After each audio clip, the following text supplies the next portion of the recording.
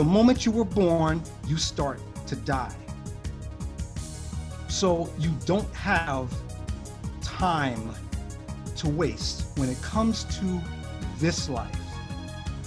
My name is Stephen Alston, and this is a Zoom presentation. This presentation is targeted toward youth, but it's not limited to youth. It's actually beneficial to anyone of any age. The name of the presentation is called Successful End.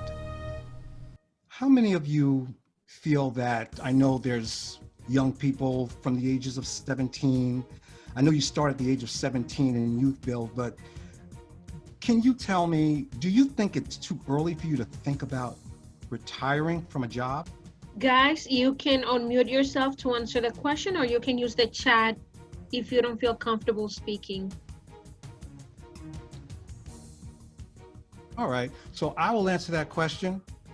No, you are not too young. You are not too young to start thinking about retirement, because time is of the essence. No matter what you do in your life, time is going to have some kind of effect on whatever you're doing, and it will definitely contribute to you being successful in life, depending on how you use it. A successful end or not a successful end, which is going to bring me to my very next category, which is your career. Let's look at it like this. Let's just look at reality. You're young, you're vibrant, you have a lot of energy, you're positive, you're just at your prime when you're young and when you're a young adult. But there's going to come a time when you're not going to be able to work anymore. You're not going to be able to lift those tools. You're not going to be able to think the way you think. You're not going to be able to drive. You have to face the fact that there's going to be a time when you're not going to be able to do anything that you used to do. So whatever you do in regards to your career, you want to make sure that it's something that you love and that you're passionate about, and something that's going to make you good money, and something that's going to allow you to enjoy life. Enjoy what you're doing and make good money doing it, and you will enjoy your life. So it's very important for you to focus on the fact that I'm vibrant, I am young, but there is going to come a day when I'm not going to be able to do the things that I can do. We don't know when that day is coming.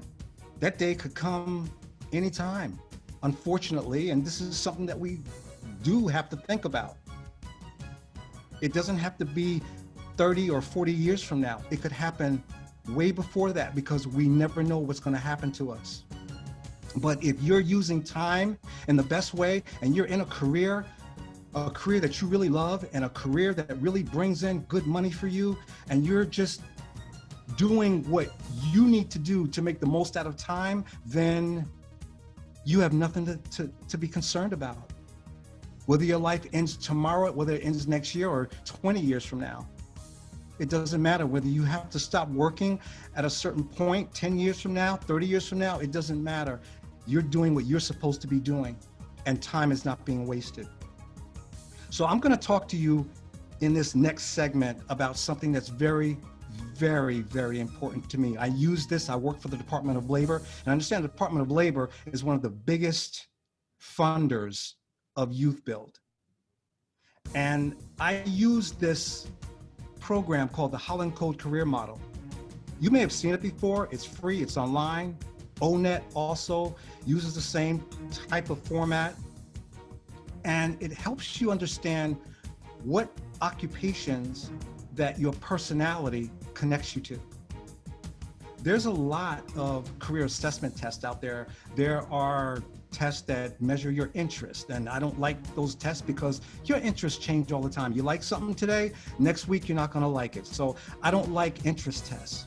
But when it comes to your personality, that's like your DNA. Nobody has a personality like you. Remember, you're unique. Your personality is something that you don't want to try to change. You want to be who you are, because that's what God created you to be. Your character, definitely change your character, because we're supposed to be growing. We're supposed to be becoming better. We're supposed to be becoming more respectable. We're supposed to be becoming honest. We're supposed to be becoming those things that would contribute to helping us become a better person in life so that we can become successful. So your character, definitely keep changing your character, but your personality is not going to change, because that's basically your DNA. That's who you are. So the HOLLAND Code Career Model was created by a man named Dr. John Holland, who's a psychologist. And he created this because he just shifted the whole paradigm of people finding out what careers they should be in. The whole paradigm shifted because your personality doesn't change. So why not use that to measure or to determine where you should be when it comes to the job market in your career? The first category that John Holland writes about, there's 6 of them. So I'm going to go over all 6 of them with you. While I'm going over these categories with you, what I'd like for you to do is I'd like for you to think about which category or categories you're in. Usually people are in 2 or 3 categories. So what I want you to do is just, even if it's one category, that's fine. I want you to really pay attention to what the description of these categories are so that you can determine where you fit in, because I want to know where you fit in. I want to get to know you. First one, realistic. Types that like to deal with things, work with hands, physical labor, practical and technical data, mechanics, physical education teachers, athletes, carpenters, truck drivers, chefs. These are people that just really like to work with their hands. They're not interested in working with a lot of data. They're interested in working with their hands. They're not interested in working with people per se. They're interested in working with their hands. Audio, video technicians, machinists, plumbers. Are you in that category? The next category is investigative. A thirst for knowledge, problem solvers, good at researching information. Do you like to investigate? Do you like to research information? Well, those are your pharmacists, lab technicians, physicians, meteorologists, mathematicians, biologists, scientists, chiropractors, radiologists.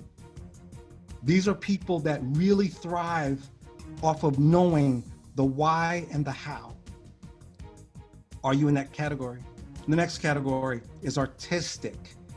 These are the people that need to express a value for creativity, a use of imagination.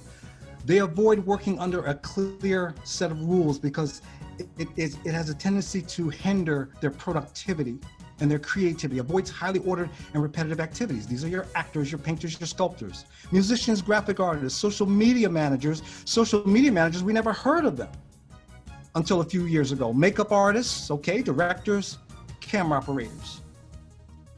Are you an artist? Dancers, people that like to express themselves, people that like to express themselves in a creative manner. Are you in that category? The next, social. These are people and their personality connects them with jobs that deal with people, that solve people problems, not problems, but people problems. Desire to interact with people, concerned about the welfare of people. It's all about people. Social workers, counselors, psychologists, nurses, teachers, nurses' aides, career and education directors, ministers, coaches. I'm definitely in this category because I love to see people succeed. I love to see people raise their quality of life, and I like to be a part of that. Are you in that category? The next category, enterprising. These are your risk takers. They work with data and people, persuasive, very persuasive sales. They take the lead. They come up with ideas. They lead teams. I'm also an enterpriser, news reporters, real estate agents, business owners, pastors, politicians, fundraisers, marketing and program directors, insurance agents, president of an organization or a company, entrepreneurs. These are people that love taking risks and love implementing ideas and finding ways also to create services that would help people. The next category for your personality, conventional. Are you conventional? Do you like dealing with data and things? Do you like paying attention to details? Are you well organized? Are you methodical? These are your accountants, your paralegals, your secretaries, your administrators, computer operators, data entry clerks, court reporters, payroll clerks. These people are very, very well organized. These people use calendars to organize their life. These people use schedules. Do you fit into that category? So now that we have gone over the 6 categories, I know that you fit in at least one of them. I know that for sure. What I'm going to do right now is I'm going to show you a video. I'm the one that's actually doing the job. Based on the information that I just gave you, I want you to tell me what categories you see or categories you hear that I fit in just from this job alone. I want you to tell me that. So I want you to really pay attention. It's very fast. I cut it way, way down just for this purpose, because I want you to just get a quick view of what's going on, and I want you to be able to answer some of my questions. What categories do I fit in based on this job? So I'm going to share my screen with you, and I'm going to play the video. Steve Alston is in chopper 4. He's hovering over Staten Island. Steve? Yeah, Sue, I'm over the Verrazano Narrows Bridge, where traffic is actually moving along real nicely, but I can't say that about the Belt Parkway. What categories do I have to fit in order to do that job successfully? And again, you can use chat if you want to. I was in a chopper and I was reporting the news. Is that conventional? Yes, it can be conventional, because you need conventional skills. You got to be organized, because I got to write a script. Mm-hmm. I have to write a script, so it definitely could be conventional. I see somebody wrote enterprising. Yes, it is definitely enterprising. It's enterprising because let's say that I'm flying and the news director has told me, this is what we want you to cover. There's a water main break in Brooklyn. All right, there's a water main break in Brooklyn. So I'm flying to Brooklyn, but as I'm flying over Manhattan and I fly over the Statue of Liberty, that video was years ago, and I'm flying, I still do backup work, but I'm on a very, very long break. And if I'm flying over Manhattan and I see Spider-Man crawling up the Statue of Liberty, I'm gonna say to the news editor, forget about the water main break in Brooklyn. Spider-Man is crawling up the Statue of Liberty. So I'm gonna cover that story instead. What am I doing? I'm making an executive decision. That's enterprising. I have an idea that's going to put WNBC at the top of the competition, because nobody knows about this story. We just had to be flying over it, and I want to report this. That's enterprising. What about realistic? It may not be fair to ask you that question. The reason why I say it may not be fair is because you can't see what I'm doing. I'm in the chopper. In my lap is a remote control, and I'm controlling a camera, an $80,000 lens on the front of the helicopter that gets my pictures for me. So you have to have some realistic skills in order to be able to control that remote control box. What about artistic? Have to be artistic, because I got to get you the right shots. I got to get you shots that are appealing. I have to also make sure that within my script, the script that I'm writing, it has to be something that's going to be interesting to you. That's art. What about social? Absolutely. Social, because I'm bringing information to all of you. What if there's a traffic jam because people see Spider-Man crawling up the Statue of Liberty? It's going to be a major traffic jam. So, you may not want to come into the city at that point and at that time. You may want to wait until everything is over. There's a lot of categories that I have to fit in order to perform that job. You're always going to have 1, 2, or 3 main categories that you fit in. I am a enterprising social artist. That's what I am, enterprising social artist. What I'd like to know is what you are. Anybody that, wants to participate in this, I want to know what you are. So me, I want to do a job like enterprising or social. Okay, Alani, so you're interested in enterprising and you're interested in social. Is that what you said? Yes.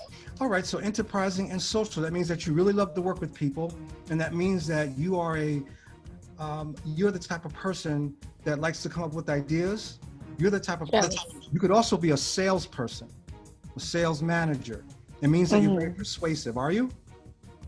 Yeah, I can connect with people. I can talk to people. You can talk to people? Okay, so it's very important. And the fact that you're talking to me and you're volunteering this information tells me that you're definitely social, and you're definitely enterprising because you're a leader. Thank because you. and that's exactly what Youth Build is doing, is making leaders out of all of you in your own community. Oh my gosh, take advantage of that program. It's an awesome program. As I was reading through it, I said, man, this is just incredible. And I hope they reach every young person, and this is across the world. So I'm just amazed at what Youth Build is doing. I'm amazed at the staff there at Hempstead, and I'm just grateful that you all are part of this program, because you're gonna make a difference. You're gonna make a difference in the world. All right, so does anybody else want to tell me what they are? Tabiana. She says, same as Alani. Yes, because I want to be a nurse. Nursing is very social, because you have to have a lot of patience, and you have to go into a field like that knowing that there are some people that are not going to make it. There are some people that are going to be different. They're going to change. Their life is going to change forever. And you're the only smiling face that they have to see. You're the only person that they have to give them any hope and to give them any encouragement, in addition to all the things that a nurse has to know. And after this pandemic, I mean, I had a lot of respect for nurses and EMT, but after this pandemic, I have an abundance of respect and appreciation for nurses and what they do. Anyone else would like to share? I mentioned to you that I was going to come back to something that I saw that was very important on your site, and that is your soft skills. Let me share this information with you. 20 million LinkedIn job posts were looked at, were studied. 20 million LinkedIn job posts. And on those posts, 20 million of them, they saw adaptability, collaboration, and the ability to tell stories when you're being interviewed. Those were the soft skills that employers were looking for across the boards.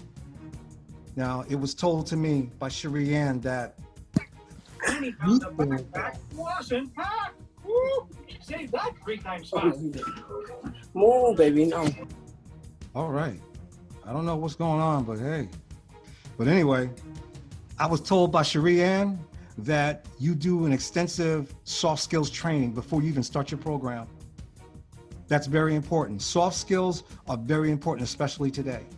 So make sure that you keep that in mind, because now employers are looking for soft skills. Can you collaborate with people? Can you get along with people? You just got hired on a job. You're a lab technician. You're working with Johnny. Johnny's been there for 10 years. You and Johnny don't get along. Okay, well, they invite you into the office and say, okay, I'm sorry, we're gonna have to let you go. Why? Because Johnny's been there for 10 years and you didn't try to get along with Johnny. Try to see what you could do to make that work. Respect, honesty, integrity. If you found caught in a lie, chances are you're gonna lose your job, because that's one of the #1 reasons why people get let go on a job. I'm gonna encourage you to look at those categories. I can leave the categories with Cherie and determine where you are, because the whole goal here, you may not know exactly what job that you want to do. You may not walk away from this presentation saying, I know exactly what I want to do. I know exactly where I want to be.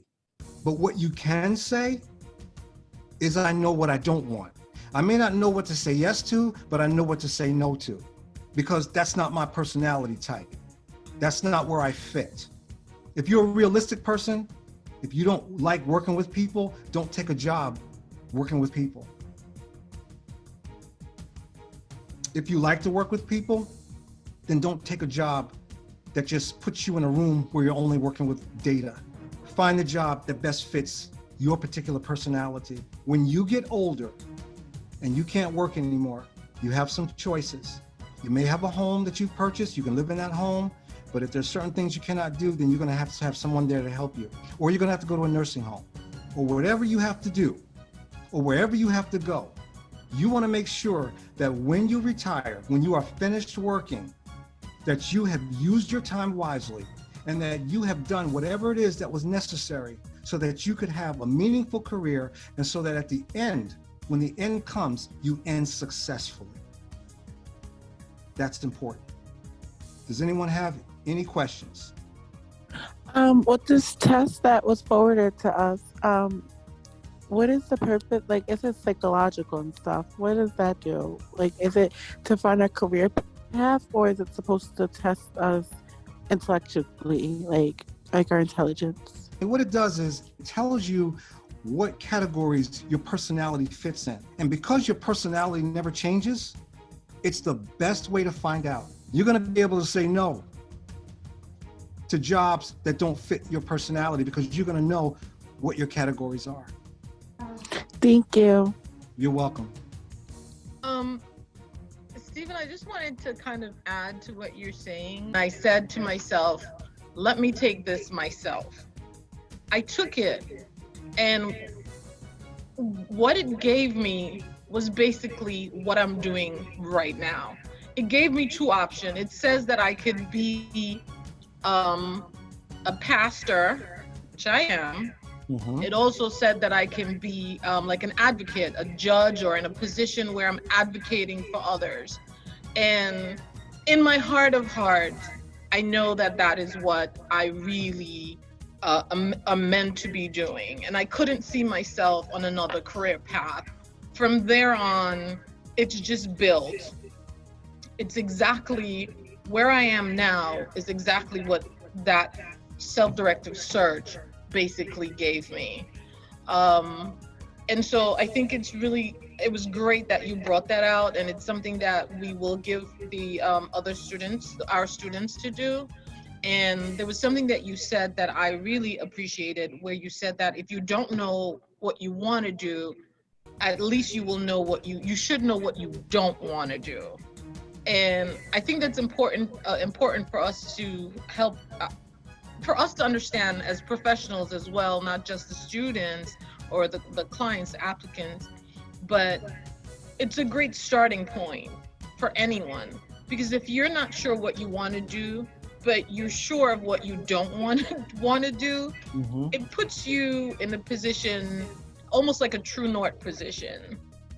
So I personally, I want to thank you for making that point, and I hope that our students were able to take away from that.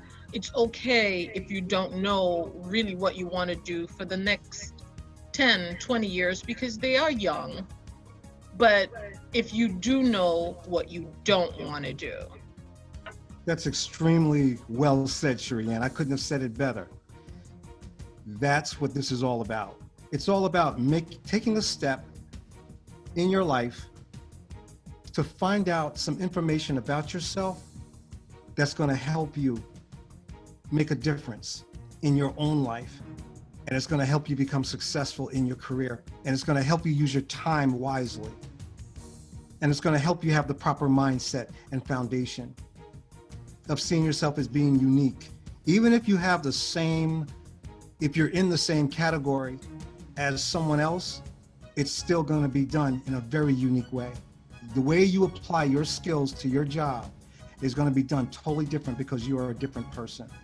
But knowing what you should not say yes to is very, very important. So thank you for that, Shireen. All right, that concludes my presentation. I wish you all the best.